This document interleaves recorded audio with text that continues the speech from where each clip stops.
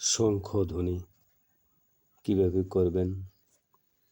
বৈকুণ্ঠ ধ্যান অর্থাৎ সকালবেলা সূর্য ওঠা আগে মন্দিরে পূজারীরা বা পরিবারের পুরুষরা যে কোনো একজন গোসাইদের বাড়িতে গোসাই নিজে, ঠাকুর বাড়িতে ঠাকুর নিজে, অর্থাৎ যিনি পূজা করেন, আপনি যে ঠাকুরের ভক্ত হন সেই ঠাকুরের নাম জপ করে 3 বার শঙ্খ বাজিয়ে আপনার ধ্যানের ঠাকুরকে সকালবেলা জাগাতে পারেন।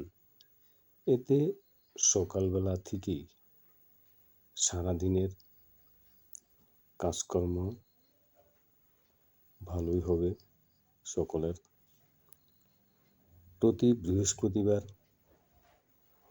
শান্তি ধ্যানের সময় অর্থাৎ দুপুর 12টায় গীতা সঙ্গ বা গীতা ধ্বনির সময় শঙ্খ বাজাতে পারেন।